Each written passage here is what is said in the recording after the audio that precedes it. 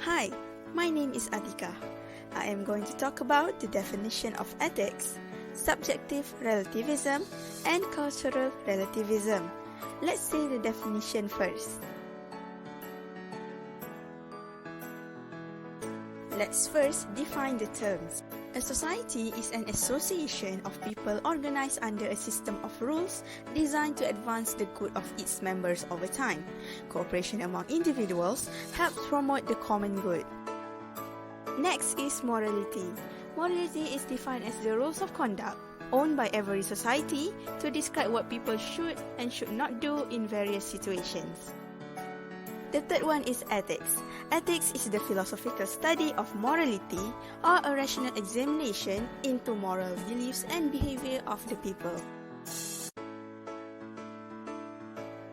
You might wonder, why do we need to study ethics? How does ethics is going to benefit us? Ethics teach us about faulty rationalization. A faulty rationalization and external pressures are often the causes of unethical decision. Let's say you receive an order from your manager to engage in unethical business and characterize it as just a task. Through ethical discussions, you will be able to understand the dangers of faulty rationalization and prepare yourself to handle abundance of pressures in your careers. We are done with the terms, so now let's look at the two ethical theories under relativism, which are subjective relativism and cultural relativism. Before proceeding to the theories, let's understand what relativism is about. Relativism is defined as the theory that there are no universal moral norms of right and wrong. According to this theory, different individuals or groups of people can have completely opposite views of a moral problem and still considered right. One person could say A is right, and another person would disagree and say A is wrong, and both can be right. Moving on to the first ethical theory, we have subjective relativism. In line with relativism, subjective relativism argues that each person decides right and wrong for himself or herself. A popular notion attached to subjective relativism is that what is right for you may not be right for me. One of the popular continuous debatable case for subjective relativism is the case for an abortion tribunal in Ireland. Inside the comprehensive look at abortion law in Ireland, one of the triggers for the commencement for the legalization of abortion is seen as a relativist problem. Some believe that the right to life of the unborn is balanced by other rights, such as the freedom to choose, from a morally relativist perspective. From this, it can be deduced that subjective realists base their own opinions on their morals of what they perceive to be good or wrong, rather than what the society or the government claims to be fair and truthful. Now we are going to look into cultural relativism. The ethical theory of cultural relativism holds that the definition of good or wrong is determined by a society's real moral rules. These rules change from time to time and from location to location. A certain practice may be correct in one culture at one time and incorrect in another culture or at a different period. Let's look at the case for cultural relativism. In cultural relativism, diverse social circumstances require a variety of moral principles.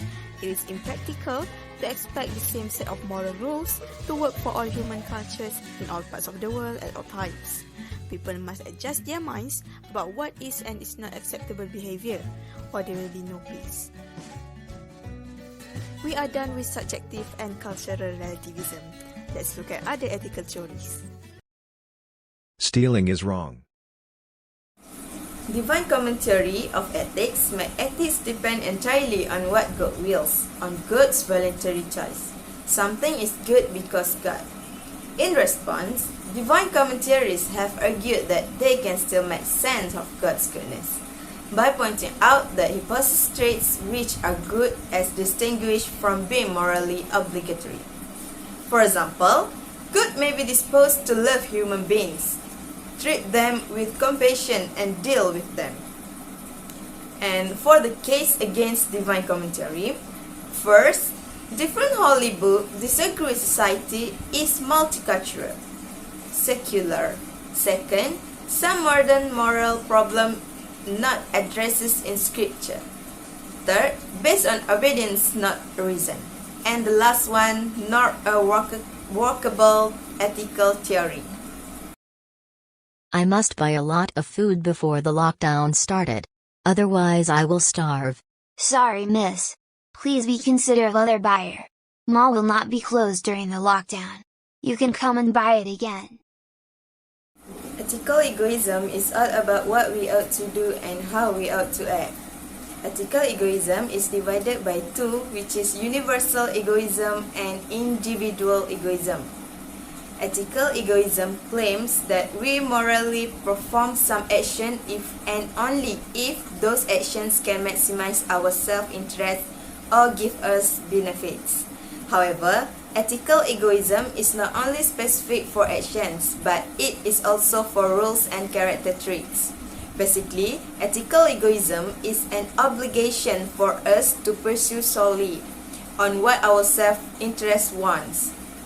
Ethical egoism does not support whatever we do, rather it encourages us to act according to our objective and self-interest. Nami, can I see your report? I just want to see as a reference. Really? Please don't copy my report, okay? Just as a references. I gonna copy Nami's report then submit it as mine. I'm really busy nowadays so I doesn't have time to write a report, haha.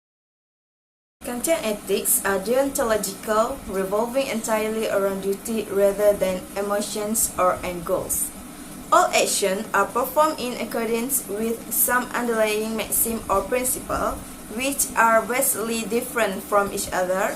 It is according to this that the moral worth of any action is judged. Kantian's ethics are founded on his view of rationality as the ultimate good and his belief that all people are fundamentally rational beings. This led to the most important part of Kantian ethics, the formulation of the categorical imperative, which is the criterion for whether a maxim is good or bad. For the case against Kantianism, first, sometimes no rule adequately characterizes an action. Second, sometimes there is no way to resolve a conflict between rules. Third, in conflict between a perfect duty or imperfect duty. Fourth, Kantianism allows no exceptions to perfect duties. 5. Despite witness a workable ethics theory. Hello, my name is Hamida binti Razali, student software engineering from University Malaysia Terengganu. Today I'm going to talk about utilitarianism. Here are the situations that can describe the utilitarianism. Hello, my name is Maria from HR Construction. In this road, we are going to build a highway. A new highway will remove about 200 houses and some wildlife habitat will be destroyed. Can I know the total cost of development? The total cost to compensate homeowners is 30 millions and to construct a new highway is 30 millions and the last one for the lost wildlife worth 2 millions. So it is a good action to build a highway. It's about 50 million saving in automobile driving costs. So building a highway is a good action because benefit exceed the cost. Oh really? So let's proceed this construction as soon as possible. Good job, Maria. Assalamualaikum warahmatullahi wabarakatuh. My name is Hamida. Okay, in this scene, we can see how utilitarianism is work. An action is good if it will benefit someone, and an action is bad if it will harm someone. So, build a new highway is a good action because benefit is exceed the cost. So happiness is equal to benefit and unhappiness equal to harm or disadvantage.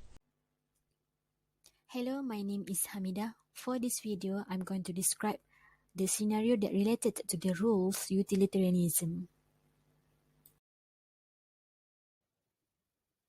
This is the anti-worm scenario. During August 2003, Ballister worm affected John computer. Soon after, Nature worm appeared and took control of vulnerable computer, located and destroyed copies of Ballister. So the evolution of this scenario using rule utilitarianism is people who do not keep their system updated will get the benefit, but people who use the network and people who use computer are invaded by buggy and anti-worm will be get harm. The conclusion for this scenario by using rule utilitarianism is harm outweigh benefit, so releasing anti-worm is wrong. Okay, this scene is describe how anti-worm scenario and evolution using the rule utilitarianism. Okay, harm is outweigh the benefit, so releasing an anti-worm is wrong because it will harm the people who use the network and it will benefit to people who use the computer but never updated. So harm is outweigh the benefit, so releasing an anti-worm is wrong. Comparing workable ethical theories. Objectivism versus relativism. Objectivism. Morality has been an existence outside the human mind.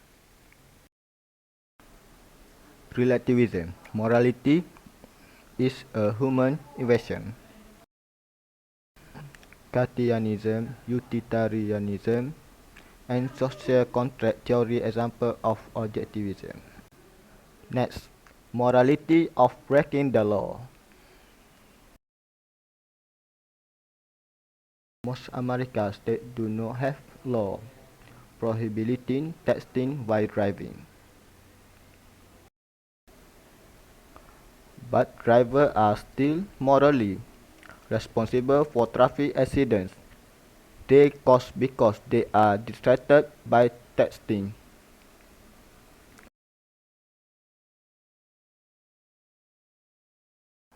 So we can conclude that their morality is greater than the law. Lastly, our summary about this chapter. So, in this chapter, we are using Kantianism, utilitarianism, rule utilitarianism, social contract theory, with two ethics to evaluate variety of situations arising from the introduction of information technology into society.